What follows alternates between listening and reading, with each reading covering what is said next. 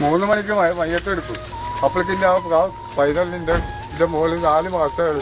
10 മാസം ചുമന്നിട്ടേ 4 മാസമാണ് എൻ്റെ മോള് ജീവിച്ചത്.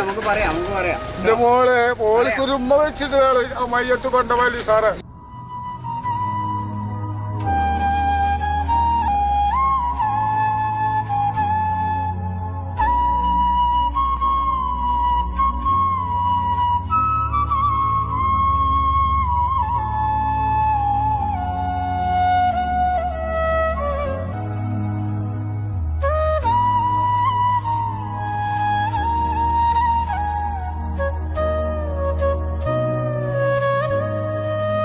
അസ്സലാമു അലൈക്കും. പൊന്നാനിക്കടപ്പുറത്ത് സ്വന്തം ഭാര്യയെ കൊന്ന് കുഴിച്ചുമൂടിയ കേസിൽ അതിനിർണായകമായ വെളിപ്പെടുത്തലാണ് ഭർത്താവായ മുഹമ്മദ് ഇപ്പോൾ റിമാൻഡിലിരിക്കെ പോലീസിനോട് നടത്തിയിരിക്കുന്നത് എന്നുള്ളതാണ്. വളരെ ആശ്ചര്യപ്പെടുത്തുന്ന കാര്യമാണ്. സ്വന്തം കൈക്കുഞ്ഞിനെ 4 മാസം പ്രായമുള്ള കൈക്കുഞ്ഞുമായി മരിച്ച ഫാത്തിമയുടെ മയ്യത്തിനരികിൽ ഏകദേശം 3/4 മണിക്കൂറുകളോളം അദ്ദേഹം കാവലിരുന്നു എന്ന് പറയുന്ന ഞെട്ടിക്കുന്ന ഒരു വെളിപ്പെടുത്തൽ അദ്ദേഹം നടത്തിയിരിക്കുകയാണ്. അതുപോലെ തന്നെ ഫാത്തിമയെ അവരുടെ ഫ്ലാറ്റിൽ നിന്നും വിളിച്ചിറക്കി കൊണ്ടുപോയ ശേഷം ഒരുപാട് സമയം ബൈക്കിൽ കറങ്ങിയെന്നും അതിനുശേഷമാണ് പൊന്നാനി കടപ്പുറത്തേക്ക് എത്തിയത് എന്നും അവിടെ വെച്ച് വാക്തർക്കത്തിൽ ഏർപ്പെടുകയും അതിനുശേഷം ഷാൾ മുറുക്കി ഞാൻ അവളെ കൊലപ്പെടുത്തുകയുമായിരുന്നു എന്ന ഭർത്താവ് മുഹമ്മദ് ഇപ്പോൾ പോലീസിന് മൊഴി നൽകിയിരിക്കുകയാണ്.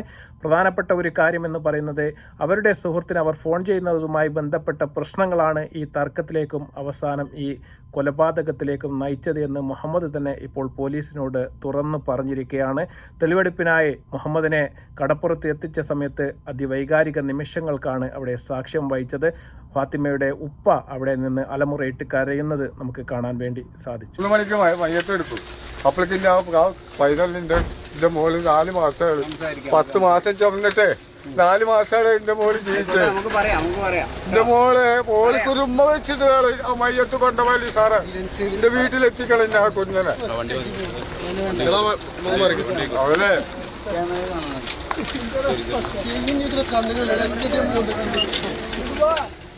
പൊന്നാനി രായ്മരക്കാർ വീട്ടിൽ മുഹമ്മദും ഫാത്തിമയും വർഷങ്ങൾക്ക് മുമ്പേ സ്നേഹിച്ച് കല്യാണം കഴിച്ചവരാണ്. തുടക്കത്തിലൊക്കെ ഇവരുടെ ദാമ്പത്യം വളരെ സന്തോഷപൂർവ്വം മുന്നോട്ട് പോയതായിരുന്നു. അതുപോലെ തന്നെ അതിൽ 4 മാസം മാത്രം പ്രായമുള്ള ഒരു കൈക്കുഞ്ഞും ഇവർക്ക് ഉണ്ടായിരുന്നു. ദിവസങ്ങൾക്ക് മുമ്പാണ് ഇവർ തമ്മിലുള്ള വലിയ ഒരു പ്രശ്നങ്ങൾ ഉടലെടുക്കുന്നത്. അതിന് പ്രധാനപ്പെട്ട കാരണം ഫോണാണ്. ഫോണിൽ ഫ്രണ്ട്സിനെ വിളിച്ചതുമായി ബന്ധപ്പെട്ട ചോദ്യം ചെയ്യലും അതുമായി ബന്ധിപ്പിച്ച് ഈ ഒരു അടുത്തിടെ തന്നെ മുഹമ്മദ് ഈ ഭാര്യയായ ഫാത്തിമയെ മർദ്ദിക്കുകയും ചെയ്തിരുന്നു. അതുമായി ബന്ധപ്പെട്ട് പോലീസ് സ്റ്റേഷനിലേക്ക് വിളിച്ചു വരുത്തുകയും അതുപോലെ തന്നെ അവിടെ വെച്ച് അത് ഒത്തുതീർപ്പാക്കി ഫാത്തിമയുടെ വീട്ടിലേക്കും അതുപോലെ തന്നെ മുഹമ്മദിൻ്റെ വീട്ടിലേക്കും പറഞ്ഞയക്കുകയും ചെയ്തതായിരുന്നു.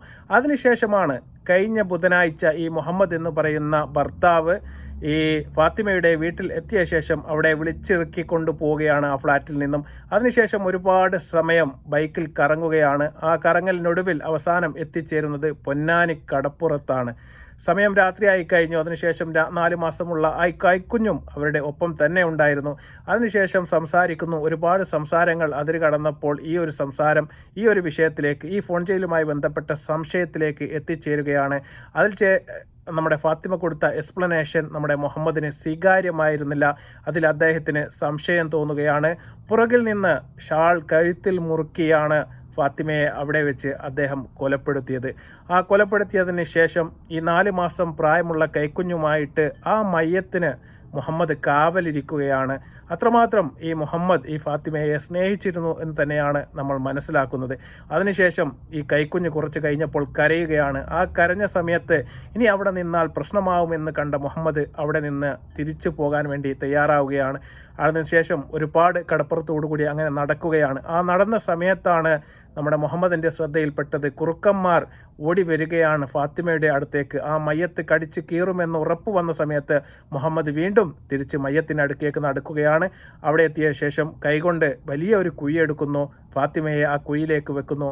അതിനുശേഷം കൈകൊണ്ട് മണ്ണിട്ട് മൂടുകയാണ് ഈ മുഹമ്മദ് എന്ന് പറയുന്ന മനുഷ്യൻ ചെയ്തത്. ആത്യന്തികമായിട്ട് ഇത്തരത്തിൽപ്പെട്ട ഒരു പ്രവൃത്തിയിലേക്ക് പോകാനുള്ള കാരണമെല്ലാം ഒരു ഫോണും ആ ഫോണിലേക്ക് വന്ന സുഹൃത്തിൻ്റെ ഒരു കോളുമാണ് എന്നുള്ളത് തന്നെയാണ് യാഥാർത്ഥ്യം. അതിനുശേഷം ഈ കൈക്കുഞ്ഞുമായിട്ട് മുഹമ്മദ് ബൈക്കുമേൽ സ്വന്തം വീട്ടിലേക്ക് പോവുകയാണ്. മുഹമ്മദിൻ്റെ വീട്ടിലേക്ക് പോകുന്നു. അപ്പോൾ ഉമ്മ അവിടെ നിന്ന് ചോദിക്കുന്നു, മോനെ എവിടെ, ഫാത്തിമ എവിടെ എന്ന് ചോദിക്കുന്ന സമയത്ത് ഫാത്തിമ തിരിച്ച് അവളുടെ വീട്ടിലേക്ക് പോയി എന്നുള്ള ഉത്തരമാണ് മുഹമ്മദ് കൊടുക്കുന്നത്. അതിനുശേഷം ഈ സ്വന്തം മകളെ നന്നായിട്ട് നോക്കണമെന്നെല്ലാം പറഞ്ഞതിന് ശേഷം മുഹമ്മദ് തിരിച്ചു പോവുകയാണ്. അതിനുശേഷമാണ് പള്ളിയിൽ പോയി സുബഹിയെല്ലാം നിസ്കരിച്ച ശേഷം നന്നായിട്ട് കരഞ്ഞ് പ്രാർത്ഥിക്കുകയാണ്. അവിടെ നിന്നും സമാധാനം കിട്ടാതെ വന്നപ്പോഴാണ് മുഹമ്മദ് മരിക്കാൻ വേണ്ടി തയ്യാറായിട്ട് റെയിൽവേ സ്റ്റേഷനിലേക്ക് പോകുന്നത്. ആ ഒരു സമയത്താണ് പൊന്നാനി DYSP അദ്ദേഹത്തെ വിളിക്കുകയും മരണം ഒരിക്കലും തിരഞ്ഞെടുക്കരുത് എന്നും നീ ഉണ്ടാക്കിയ നിൻ്റെ മകൾക്ക് നീയല്ലാതെ മറ്റാരുമില്ല എന്നൊക്കെ പറഞ്ഞ് സമാധാനിപ്പിക്കുന്ന നമ്മളെല്ലാവരും കണ്ടതാണ്. അതിനുശേഷമാണ് ആ മരണത്തിൽ നിന്ന് മുഹമ്മദ് പിന്മാറുന്നത്.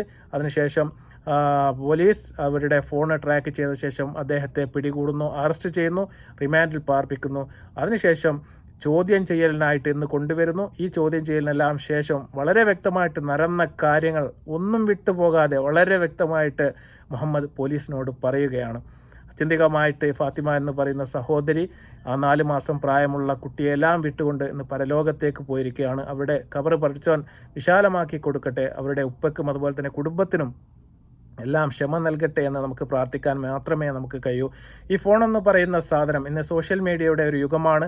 അതുപോലെ തന്നെ ഫോണിൻ്റെയും ഇൻ്റർനെറ്റിൻ്റെയും ഇതിനെല്ലാം ഒരു കാലമാണ്. ആ കാലത്ത് നമ്മളതിനെ വളരെ അനുസരണയോടുകൂടി നമ്മുടെ നല്ല ഉപയോഗത്തിന് വേണ്ടി ഉപയോഗിച്ചാൽ മാത്രമേ നമുക്ക് അതൊരു കൂട്ടുകാരനെ പോലെ അല്ലെങ്കിൽ നമുക്കൊരു ഉപകരണമായിട്ടത് ഉപകാരപ്പെടുകയുള്ളൂ. അല്ലാത്തൊരു കാലത്തോളം അത് വലിയൊരു ഉപദ്രവമായിരിക്കും നമുക്ക് വരുത്തി വെക്കുക.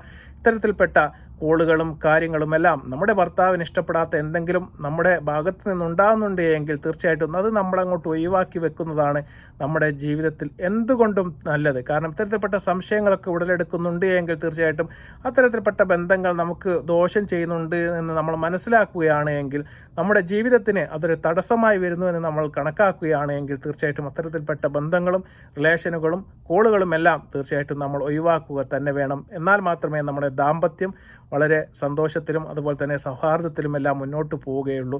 പിന്നെ ഇത്തരത്തിൽപ്പെട്ട സംശയങ്ങളൊക്കെ ഉണ്ട് എങ്കിൽ തീർച്ചയായിട്ടും ഒരു തീരുമാനമാകുന്നത് വരെ നിങ്ങളൊരിക്കലും നിങ്ങളുടെ മക്കളെ അങ്ങോട്ട് തള്ളിവിടരുത്. അന്ന് ആ മുഹമ്മദ് വന്ന് വിളിച്ച സമയത്ത് ആ കുട്ടി സ്നേഹം കൊണ്ട് ഇറങ്ങിപ്പോയതാണ്. കാരണം അതിനെ മുന്നേയും പ്രേമിച്ച് കല്യാണം കഴിച്ചത് കൊണ്ടാണ് ആ കുട്ടി അന്നത്ര ധൈര്യത്തോടു കൂടി മുഹമ്മദിൻ്റെ കൂടെ ഇറങ്ങിപ്പോകാൻ കാണിച്ച ആ ധൈര്യമാണ് അവസാനമായിട്ട് അവരുടെ ഒരു മരണത്തിലേക്ക് എത്തിച്ചേർന്നത്. തീർച്ചയായിട്ടും നമ്മൾ അതിനെല്ലാം കൗൺസിലിങ്ങും കാര്യങ്ങളും എല്ലാം കൊടുത്ത് ഒത്തുതീർപ്പാക്കിയതിന് ശേഷം മാത്രമേ വീണ്ടും അവരുടെ കൂടെ പറഞ്ഞേക്കാൻ വേണ്ടി പാടുള്ളൂ. ഇതിന് മുന്നേ ദിവസങ്ങൾക്ക് മുമ്പേ ആണ് ഫാത്തിമയെ അവൻ മർദ്ദിച്ച് കച്ചറയാക്കിയതിന് ശേഷം സ്വന്തം വീട്ടിൽ കൊണ്ട് ചാക്കിയതെന്ന് കൂടി നമ്മൾ ഓർക്കണം. അതിനുശേഷം ഒരു തീരുമാനമുണ്ടാകാതെയാണ് നമ്മുടെ ഫാത്തിമയെ തിരിച്ച് പറഞ്ഞ് അവൻ്റെ കൂടെ വിട്ടത്. അത് വലിയൊരു തെറ്റായിപ്പോയി. അത് തന്നെയാണ് ആത്യന്തികമായിട്ട് ആ സഹോദരിയുടെ ജീവൻ നഷ്ടമാവുന്ന ഒരവസ്ഥയിലേക്ക് എത്തിച്ചത്. ആത്യന്തികമായിട്ട് ഞാൻ പറഞ്ഞതുപോലെ 4 മാസമുള്ള ആ കുട്ടിക്ക് ഇപ്പോൾ ഉമ്മയും ഉപ്പയുമില്ലാത്ത ഒരവസ്ഥയാണ്. ഉപ്പ ജയിലിലും ഉമ്മ മരണപ്പെടുകയും ചെയ്തു. 4 മാസം മാത്രമാണ് പ്രായം. അത് തീർച്ചയായിട്ടും നിങ്ങളൊന്ന് ചിന്തിക്കണം. വളരെ സങ്കടകരമായ ഒരു അവസ്ഥ തന്നെയാണ്. ആ ഉപ്പ അലമുറയിട്ട് കരയുന്നത് തീർച്ചയായിട്ടും ആ കടപ്പുറത്ത് വെച്ച് നമുക്ക് കാണാൻ വേണ്ടി സാധിച്ചു. ആ ഉപ്പയുടെ വാക്കുകൾ തീർച്ചയായിട്ടും എല്ലാവരെയും ചിന്തിപ്പിക്കണം. നമ്മുടെ സഹോദരിമാർ തീർച്ചയായിട്ടും ഇനി ഒരു ജീവിതം തിരഞ്ഞെടുക്കുന്ന സമയത്ത് തീർച്ചയായിട്ടും ഇത്തരത്തിലുള്ള കാര്യങ്ങളെല്ലാം ചിന്തിച്ചിട്ട് വേണം ചെയ്യാനെന്ന് മാത്രമേ പറയാനുള്ളൂ. മറ്റൊരു വീഡിയോയുമായി വരുന്നതുവരെ അസ്സലാമു അലൈക്കും വറഹ്മത്തുള്ളാഹി തആല വബറകാതുഹു.